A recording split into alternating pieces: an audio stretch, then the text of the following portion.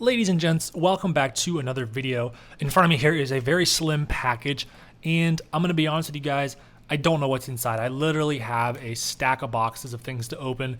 I just cannot get around to doing everything. But this is a couple months old at this point. It's been sitting in my stack for like 2 months now. So I have no idea what's inside. You guys will be able to see from the thumbnail if it's something interesting, or maybe I'll make it a little suspenseful. I don't know yet, but let's get this thing opened up, see what it is, find out what kind of condition it's in, and hopefully we have ourselves a cool retro iOS device. All right, let's begin.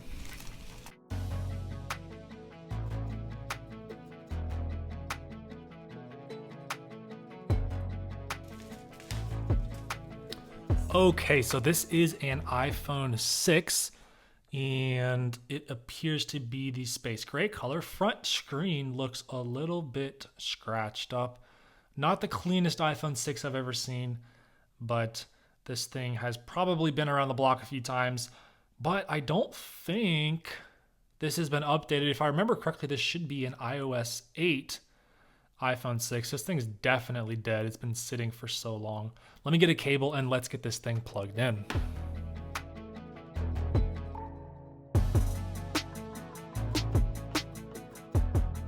All right, got it plugged into my power bank here. An Apple logo right away is not a great sign considering this thing was already dead. And there's our low battery symbol. So let me let that sit for a few minutes. Hopefully it's got enough power to actually charge the battery and it's not completely dead. And if we unplug, that is a great sign. That means our battery does have some life in it. So I think this is gonna take a while. It's currently charging at 5 watts. I don't know if you guys can see that. 5 watts there, so I think this thing maxes out at around 12 watts or so. So we'll let that sit for a little bit, and once it's got some power, we'll see if this iPhone is anything special. All right, it's been about 20 minutes, and our iPhone should have enough charge to turn on, and it does. Check that out. We are met with the slide to unlock, which is an indication of either iOS 8 or 9, both possibilities here for our iPhone 6, but the wallpaper here is the stock iOS 8 wallpaper, so that should give us a little bit of hope. We're gonna go ahead and slide to unlock and see what we get. This looks like iOS 9 or 8. I can't tell right away. The music icon is white, which was changed at the very end of iOS 8. Passbook does have 4 rows, but that's not really gonna help us here. I am noticing a little something strange up here. It looks like that front-facing camera is a little bit off-center. Let me see if I can adjust that for you guys. So you can see if we get really close here, the camera seems to be shifted away from the loudspeaker there at the top. And I'm not sure what's up with that. Potentially a screen repair. We'll find out here in just a second. So first things first, let's head into settings, general, and about. iOS 8.4 is the version we're running. We've got a 16 gigabyte iPhone 6 called Guy's iPhone. Let me go ahead and get on the Wi-Fi because I do want to do a few tests. So we're connected there. Let me go ahead and turn on Siri. It's actually already on. Let's see if Siri's working. Can you tell me the weather in Pyongyang, North Korea? It's currently cloudy and 82 degrees in Pyongyang, North Korea. All right, so Siri is working, and we do get the results there. Looks like rain all the way for the next 12 hours. So Siri's working. The App Store should also be working. As far as I know, iOS 7 and above does have a working App Store. A little bit slow to load here, but that seems to be just... Oh dear, we've got ourselves an iCloud account logged in. We'll deal with that in just a minute, as long as it stops popping up. We do have all of the applications. They seem to be loading and presenting as they should. Clash of Clans is loading there, although a little bit slow. I know the iPhone 6 was never really the fastest device. I mean, it was fast when it came out, but it didn't do that well long term. And that is thanks to the dual-core A8 chip, which is only slightly better than the A7 And this was also the last iPhone to feature a single gigabyte of RAM, which in my opinion is the Achilles heel of this iPhone. It really limits this device. So let's see if we can get some details on that iCloud account. And it looks like our phone is giving a little bit of a fuss here. I really hope this doesn't have a bad baseband. That is actually pretty common on these old iPhones. And the symptoms of that are, as you can see here, a completely unresponsive device, as well as the touchscreen being really laggy. The fix, as far as I'm aware, involves turning on airplane mode, turning off location services, and then potentially you're able to turn Wi-Fi back on. In my experience, that has proved to be somewhat successful. We'll give that a try if this iPhone decides to wake up again. While we wait for that to boot, we can check out the iPhone that this iPhone 6 replaced. This is a beautiful gold iPhone 5S. This one's in fantastic condition, looks super clean, super nice, and it is running iOS 7, as you guys can tell there. This one does not have any baseband problems, so it is very smooth and snappy. It actually feels a little bit smoother than the iPhone 6 running iOS 8. I don't know how well that'll come across on camera, but the 5S is a fantastic device. And all the way through iOS 12, this thing was a phenomenal performer. And the iPhone 6, of course, replaced it, had a completely new form factor, and improved on almost everything, including the size, camera, processing power, graphics, everything except RAM, which was ultimately this iPhone's demise. And this thing has given up once again. It is really struggling. Can I please get airplane mode? That's all I want is airplane mode.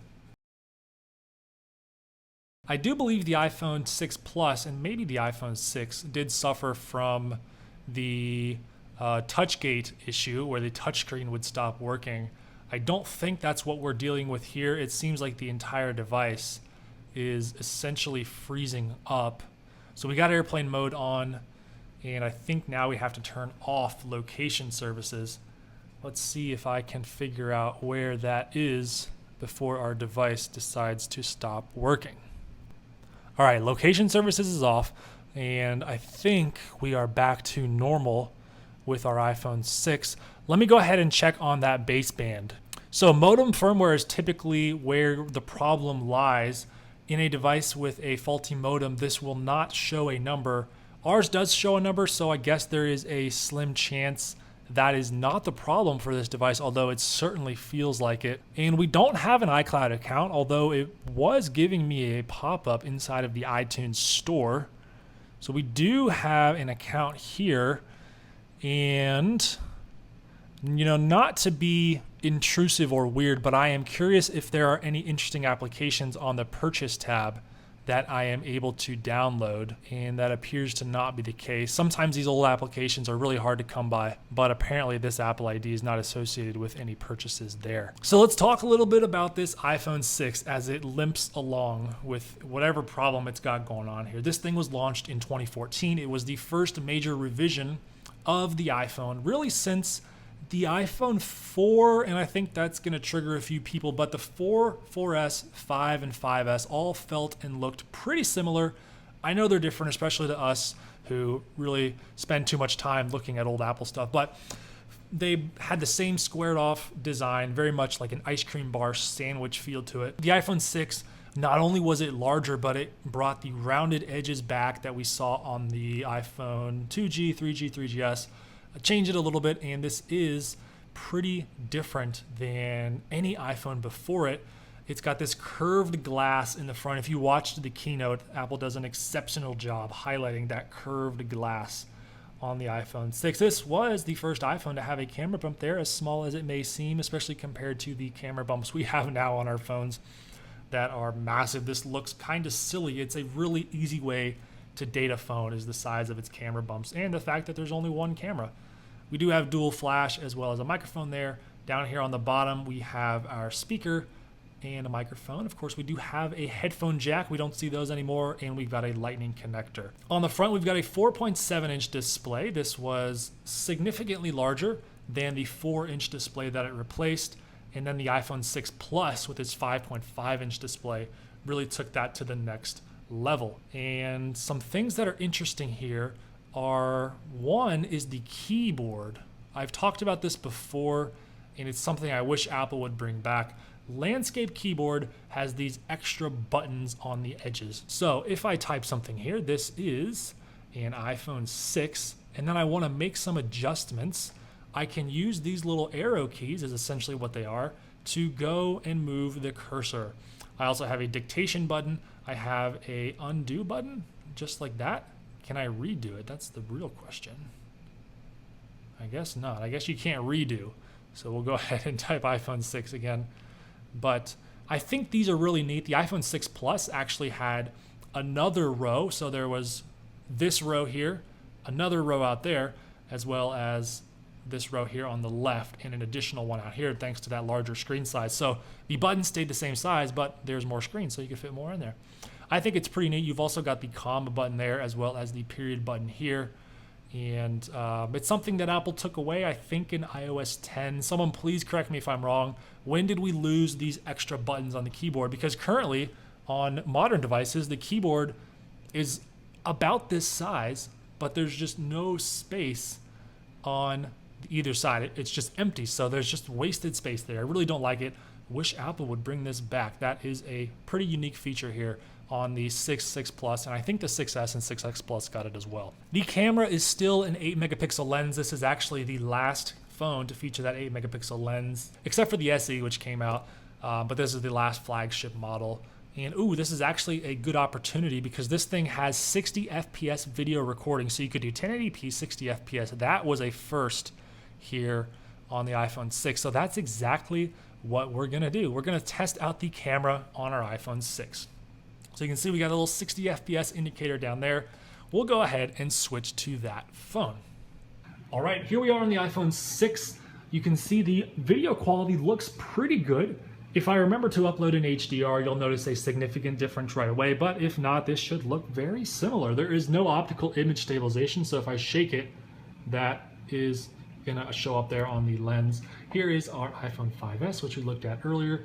You can see it kind of oversaturates the color. Actually, it adjusted pretty good there, but for a minute, like down there, it's not able to do the bright screen as well as the darker surroundings. Hopefully the microphone is working on this. If not, I'll be punching in the audio from the regular microphone. But that's been a quick look here at the iPhone 6 and its audio and video capabilities. Looks pretty good, and when this thing came out, the cameras were a big selling point for this iPhone. So we'll go ahead and switch back here to the 13 Pro Max. All right, there you got to see the iPhone 6 video and audio capabilities. This phone got support from iOS 8, 9, 10, 11, and 12. So pretty decent run for the time, but the 5S also got iOS 12. So this thing made it a year longer on its software updates. But these are both gorgeous devices. The iPhone 6 is the best selling smartphone of all time. I'll put the number right here. That's how many units sold for the iPhone 6. It's also the thinnest iPhone Apple has ever made. It is very thin, and as a result, it suffered from the bend gate issue, which was common for the 6 and the 6 Plus. All right, I think that's gonna do it for this video. That's been a look at an iPhone 6 running iOS 8.4. This is a 16 gigabyte space gray model. Beautiful device, and this has been a quick look at it. Hope you enjoyed this video. Thank you so much for watching. If you're interested in seeing more content like this, consider checking out some of my other videos or hanging around to see what I post in the future. Thank you so much for watching, and as always, I look forward to seeing you in another one of my videos.